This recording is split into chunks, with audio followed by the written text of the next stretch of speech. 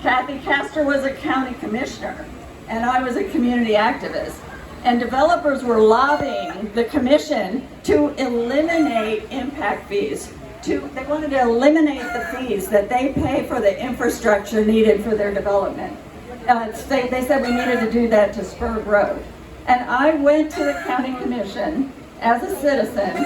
I don't know, maybe Pat was there as an aide.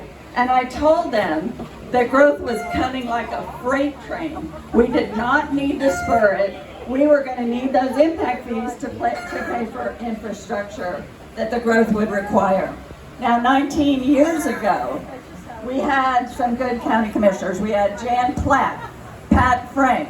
We had Kathy Castor on the county commission, and those commissioners listened to the citizens, and they fought to keep making developers pay their share of infrastructure needs. But those good commissioners, once they were gone, during the years since then, the commissioners refused to raise impact fees to keep pace with the costs, rising costs of development. So that by the time I came to office, we were losing $13,000 on every new house built.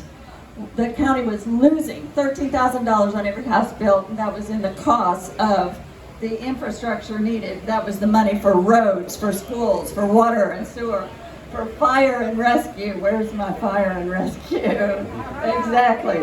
And so that's how we end, right?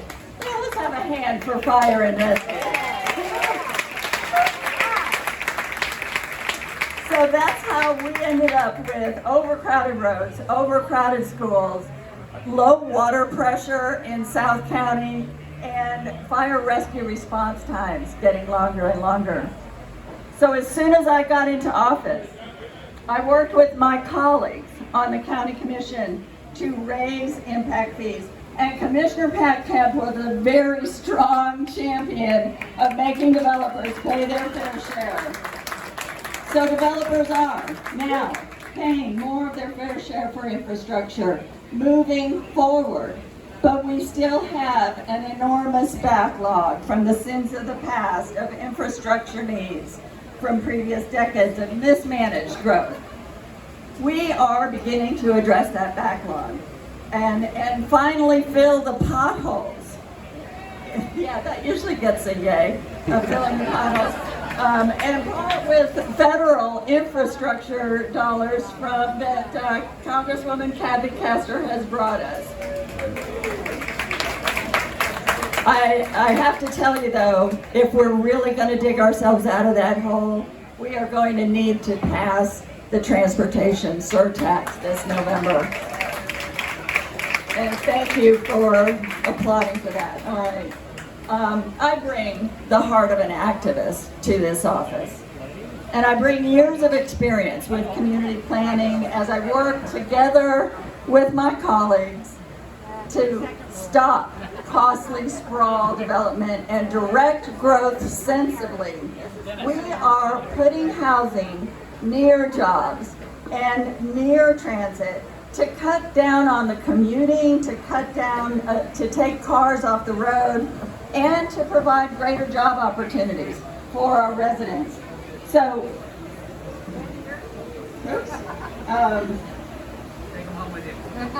we are working to provide infrastructure with growth at the same time as growth. What a concept. And to provide alternative transportation options from buses to ferries. Where's our ferry godfather? From buses to Ed. We're talking about ferries. Pay attention.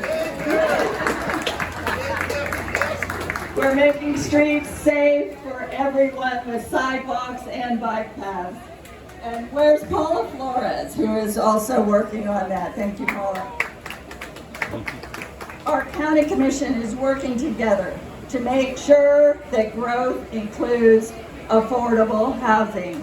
And Commissioner Gwen Myers is nodding over there with us.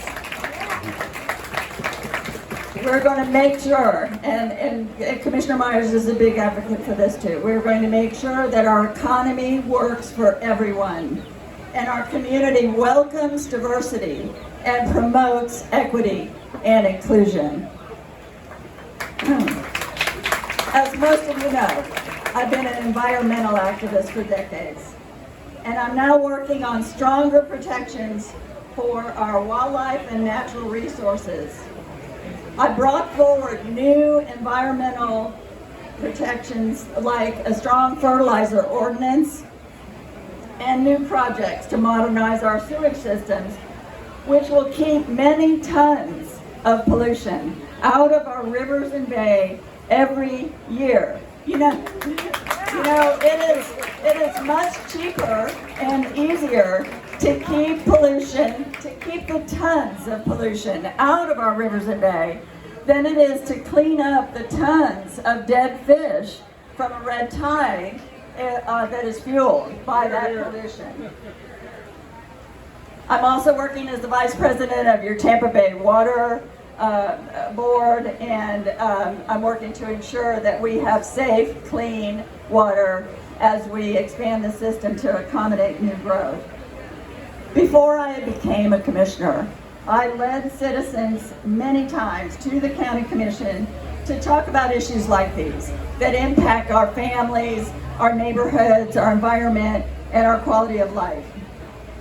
I try to be the kind of commissioner that I wish was up there on the dais listening when I was a citizen, bringing citizens to that county commission.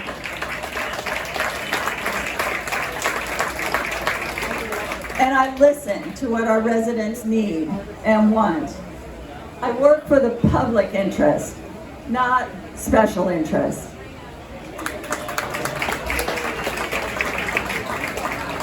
This is, as my colleague Gwen Meyer says, it's about the people. I'm deeply grateful to have so many friends and community leaders here tonight, and we're going to recognize a few of the VIPs that are here tonight. People who have been working on all these things and much more over the years. I recognize so many people here who've really been in the trenches. There's Rocky, from the chair of the Sierra Club, with us tonight. I could point to every single person here tonight and be pointing at someone who has been giving of themselves to make our community better, each in your own way, every single one of the people here. And I am greatly honored to have your support tonight. Thank you.